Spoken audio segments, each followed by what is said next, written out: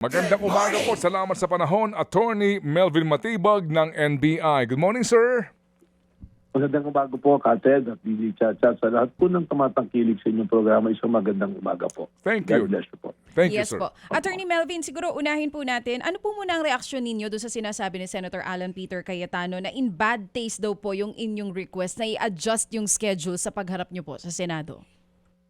Well, unang-una po, he's a senator judge. He's entitled to his opinion. At tayo po, we have high respect to the senator judges and the impeachment and the proceeding that is happening. Pero gusto ko lang pong sabihin na pag makita niyo naman po yung sulat ko, hindi naman po ako nagdidikta. In fact, it's respectfully requested po na baka maaaring paagahin po yung aking testimonya sapagkat I was informed na parang yung magiging testimonya ko pa po yung ika-third week po, yung 20, 21, 22 po. Ang inire-request ko po sana kung today or tomorrow hanggang 20 ay ma-accommodate sana na okay mag-testimonya. Hindi naman po tayo umiiwas. Nangyari lamang po na nagkaroon po tayo ng isa ring importanteng commitment na bilang director ng NBI. Pero I will make it clear po, DJ Chacha, Kated, na ang priority ko po among those two events, ito pong impeachment sapagkat alam ko po kung gaano po ito ka-importante sa ating lahat. O ayun, malinaw na po. Handa na po ba kayo sa inyong pagharap on July 20? Well, nung na-receive ko naman po yung pre-trial order na ako ay magiging testigo at alam naman po ninyo na ako'y nagtestigo na rin po doon sa Committee on Justice, wala naman pong mababago rin sa aking sasabihin. Yan naman po ay everything is already been put on record. So, kung sasabing handa, kahit anytime naman po tayo tawagin, yun lang naman din po yung sasabihin natin. So, saan po iikot, attorney, yung mismong pagharap nyo po sa Senado sa July 20? Well, hindi ko po madidiscuss yung detalye, DJ Chacha, pero alam naman po natin doon sa article of impeachment, doon sa grave threat kung papasok yan na siya pong naging coverage po ng testimonya ko din doon sa Committee on Justice at yung investigation po din namin. Kayo po ba ang mismong sasagot na doon sa tanong kung may hired assassin talaga na kinontak? Ito pong si VP Sara? Ma'am, DJ Chacha, kung maaari po, baka pwedeng abangan na lang po natin pag ako Sige po po, i-presenta kung ano po yung pwedeng pasensya na po dahil it will be covered by my testimony. Baka po magkaroon po ng konting mga usapin pa at mapag-usapan po. Understood, attorney. Baka Opo. mapatawag ka, Chacha. Oo. Baka pati ako mapasabi na. Oo. Anyway, Attorney Melvin, igagalang po namin kung hindi ho ninyo masasagot for some technicalities. Yun hong usapin nitong mga discrepancy sa mga dokumento ng NBI concerning po sa kasong isinampa laban kay VP Sara, itong mga grave threats po at yung inciting to sedition. Pwede ho bang mahingian namin kayo ng reaksyon doon po sa mga napanood natin kahapon?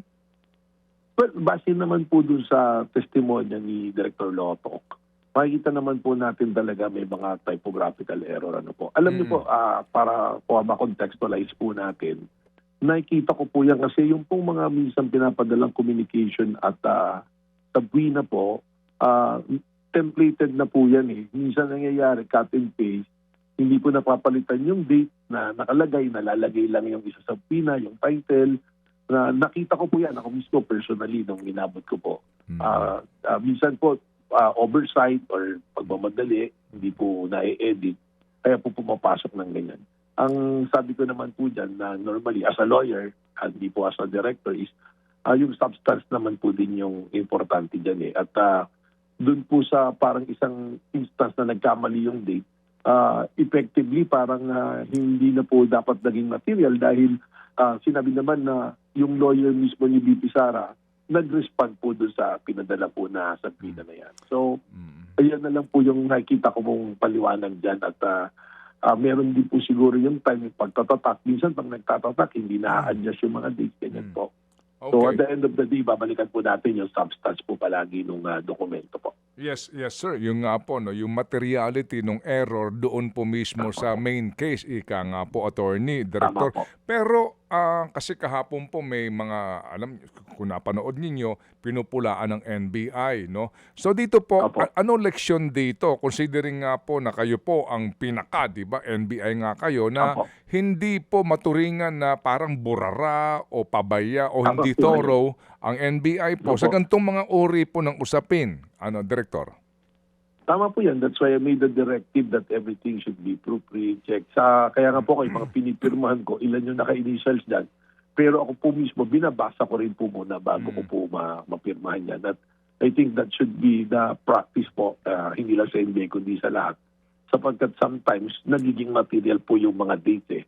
Buti na lang dito sa pangyayaring to, yung date sa maliman na ganyan, alam naman natin na it is unlikely na ganun yung date dahil hindi pa nangyari yung event eh, may subpoena ka na before that. Ano po? Opo. Sige, pero just to put things in the right context at tama po ang pagtangkilik natin, itong mga dokumentong ito, panahon pa ito ng inyong predecessor.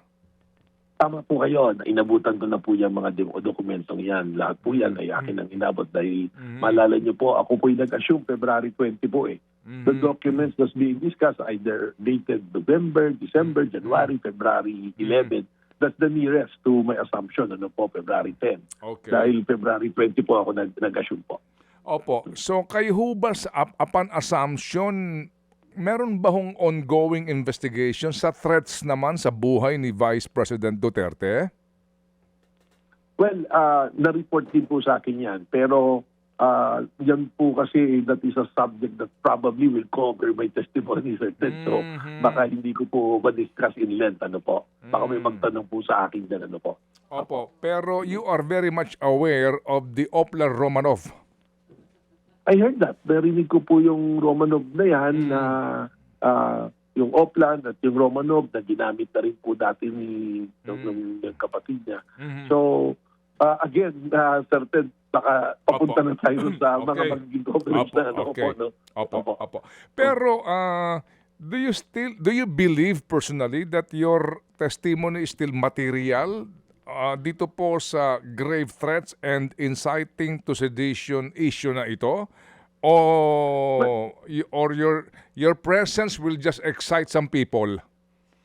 Well, ano po that is left to the assessment po of the prosecution and the materiality will be determined by the impeachment court po, by the center judges kung ang testimonya ko po ay kailangan sa pagdinig na yan. Ako lamang po, I'm responding to a subpoena sa akin at invitation din ng committee to be a witness and I feel that it's part of my mandate as my job as the director po. Kayo po ay pinasubpina ng prosecution?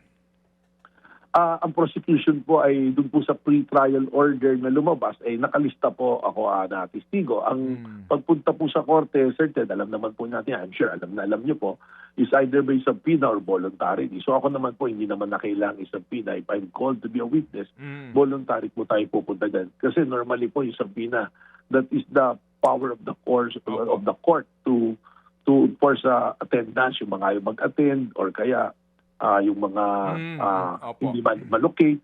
Pero yung pong witness na nakalista, pwede nga pong mangyari niya kung nakaupo ka rin sa nanonood, pag biglang sinabing witness ko to, papaupoy ka po ng court. Ganyan po.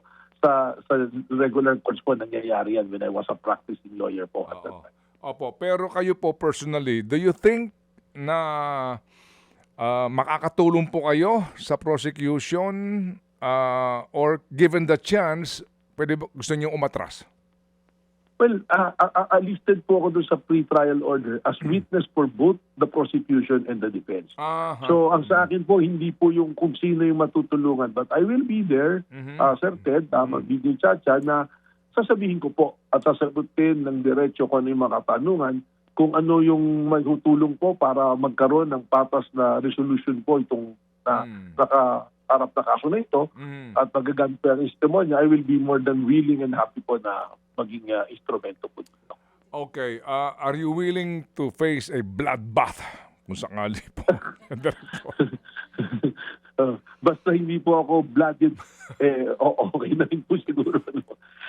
Well, I'm willing to answer all the questions po. na according to my knowledge, sa akin pong nalalaman in my capacity as the Director of the NBI. Okay, sige po. So meantime po, ang petsa po ninyo talaga July 20 na.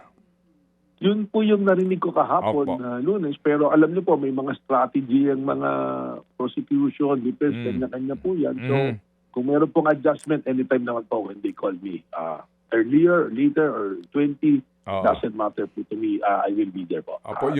Yung importante pong conference ho ng mga katulad ninyo, ng mga direktor ng mga prime investigating agencies worldwide, sino na pong pupunta ron? Well, ganito nga po yan. Buti po tinanong ninyo, Sir Ted, ano po. Totoo naman po yung sinabi ni Senator Alan Peter na pwede naman deputy pumunta. Katunayan, meron naman na po ako assign na pupunta. Kasi July 6 or July 7 dumating invitation.